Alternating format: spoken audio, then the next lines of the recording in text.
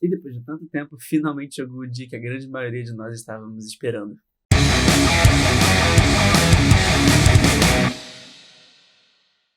Fala galera, beleza? Pra quem não me conhece, eu sou o Guilherme e este é o É do Jogo. E hoje eu quero trazer para vocês algumas informações antes do jogo entre Brasil e Sérvia, justamente para que vocês já estejam preparados para a hora que o jogo começar, vocês não sejam pegos de surpresa por absolutamente nada que venha a acontecer durante a partida.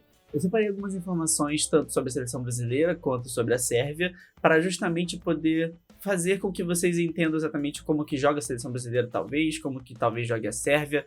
Eu digo talvez porque a essa hora ainda não temos ainda as numerações certinhas, os jogadores escalados corretamente, é só especulação, querendo ou não, mas a gente tem também que confiar, né, nas fontes jornalísticas que vêm trazendo essas informações. Mas antes de começar, nossa, tá um frio aqui, gente, meu Deus do céu. Pra quem não sabe, eu moro em Portugal, então aqui no momento tá frio a beça, então, enfim. Mas antes de começar, eu queria apenas contar uma leve história pra vocês. Há algum tempo, num passado bem distante, um jovem rapaz tinha o seu sonho de ser um jogador de futebol. Porém, a vida não o agraciou da maneira como ele esperava. Ele nasceu sem talento para isso. Então, decidiu mudar a sua perspectiva e ir para o caminho do jornalismo esportivo. Logo, ele precisa da sua ajuda. Ele precisa da sua inscrição nesse canal. E ele precisa do seu like e que você compartilhe este vídeo com o máximo de pessoas que você conseguir. Ajude o sonho deste rapaz a se tornar realidade. Bom, então sem mais enrolação, vamos pro vídeo.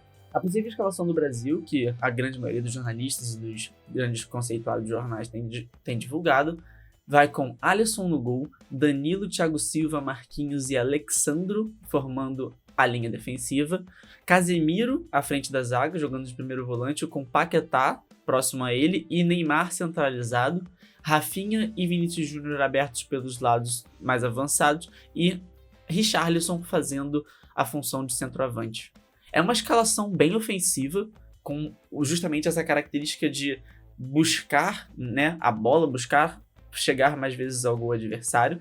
Com o Vinícius Júnior aberto de um lado e Rafinha do outro, você tem muita profundidade pelos lados, e eles também, como eles jogam com os pés trocados, eles conseguem cortar para dentro para poder buscar alguma finalização, o que pode abrir também espaço para que Danilo e Alexandro afundem, né, o que também para buscar um cruzamento ou coisa do tipo, mas Danilo e Alexandro são laterais um pouco mais defensivos, então talvez isso não aconteça com tanta frequência. Não estou dizendo que não vai acontecer, mas sim que talvez não seja com tanta frequência assim quanto a gente possa esperar. Devemos ficar muito também de olho no Neymar. O Neymar chega para a Copa do Mundo em uma grande temporada.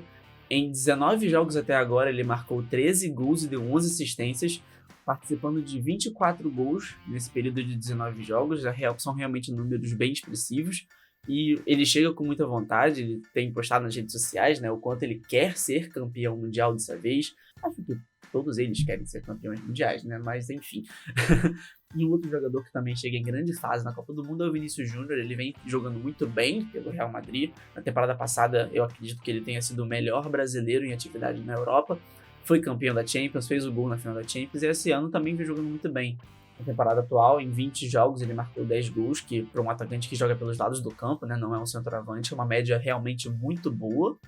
E também deu 4 assistências e é um dos líderes da equipe do Real Madrid, que atualmente lidera o Campeonato Espanhol.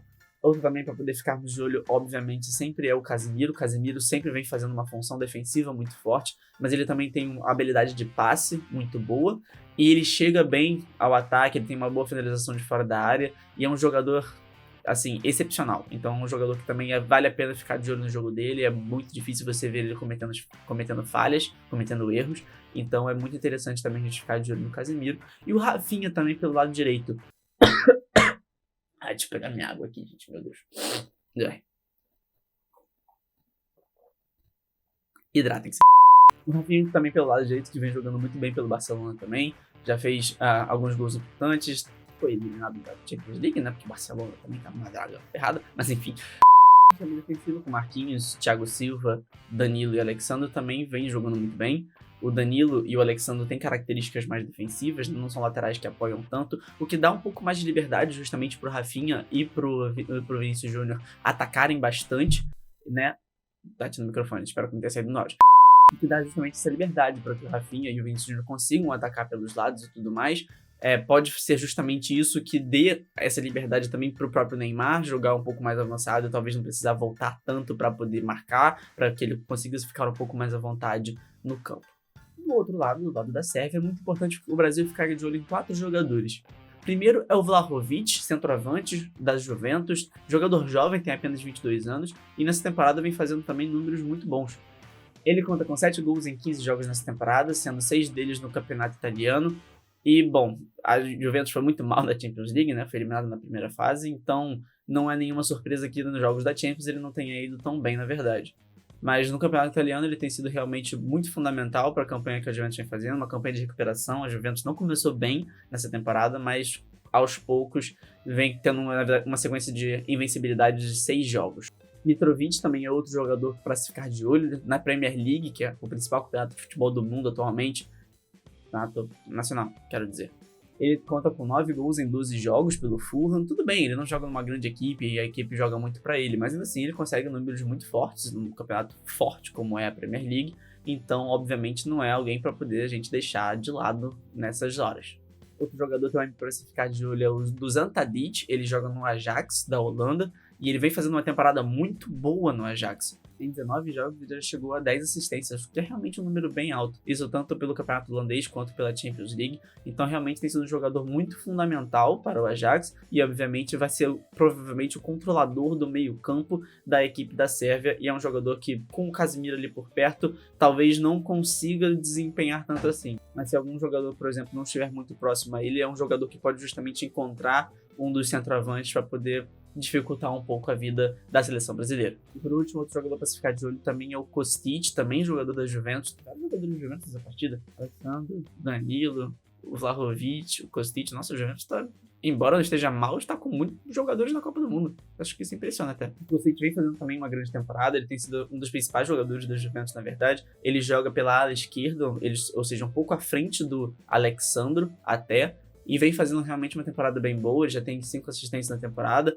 Ele, justamente por ser um jogador que vai tanto ao ataque quanto na defesa bastante, esse é um número até expressivo, joga pelo lado, né? Ele não costuma afunilar tanto. Se você olhar, por exemplo, o mapa de calor dele, você vai ver que ele realmente tem atuado muito mais aberto pelo lado do que realmente tentando afunilar, centralizar. Então é outro jogador para se ficar bastante de olho. E com o Danilo ali pelo lado direito, que tem características mais defensivas e conhece o jogador, até porque joga com ele também na Juventus, é um atleta para se marcar bem, porque, como já disse, o Vlahovic e o Mitrovic são jogadores muito fortes no ataque da Sérvia. E eles também são muito bons cabeceadores, principalmente o Mitrovic, muito bom cabeceador. Então, o Kostic dando algum cruzamento para o Mitrovic pode ser perigoso. Eu acredito que o Brasil chega, obviamente, como favorito desse jogo. O Brasil é favorito para a Copa do Mundo, na verdade, né? Eu acredito que existe, sim, uma chance de vencer. Eu não sou muito de dizer resultado, porque eu não considero isso a melhor coisa do mundo, até porque, isso vai muito de chute, e eu não gosto muito disso. Eu gosto mais de realmente tentar fazer isso que eu fiz agora, analisar, mostrar detalhes, mostrar algumas situações, e então, com isso, tirar minhas conclusões. Então, eu acredito que o Brasil consiga, sim, vencer dessa equipe da Sérvia. Talvez não seja um jogo tão fácil, mas, obviamente, os jogadores podem estar inspirados, então conseguir algum resultado um pouco mais elástico. Mas não é o que eu acredito que deva acontecer, principalmente nesse início, até porque é muito nervosismo em relação aos jogadores da seleção brasileira. Vários deles estão jogando a Copa do Mundo pela primeira vez, então essa ansiedade pode acabar influenciando no início do jogo. Mas eu acredito que com o tempo a seleção brasileira consiga se acalmar um pouco, segurar um pouco mais a bola, trocar mais passes. Em algumas jogadas individuais, talvez do Vinícius Júnior, do Neymar ou do Rafinha, pode conseguir justamente chegar ao gol da equipe sérvia mais rápido. Então, pessoal, peço que vocês se lembrem de ajudar no sonho do rapaz lá do início, e para isso se inscrever aqui no canal do jogo, deixar o seu like, compartilhar esse vídeo, manda nos grupos de WhatsApp, daqueles que você sabe que tem várias pessoas que gostam de futebol por lá, manda nesses grupos, posta no seu stories, posta no seu Instagram, manda para todo mundo aí que você conhece, que isso realmente ajuda bastante. Então vamos ficar de olho, né, nessa estreia da seleção brasileira, ver o que pode acontecer daí para frente. E a Copa do Mundo apenas começa para o Brasil, e vamos então acompanhando isso aos poucos. Então, pessoal, muito obrigado por me acompanhar até aqui, um grande abraço e até a próxima.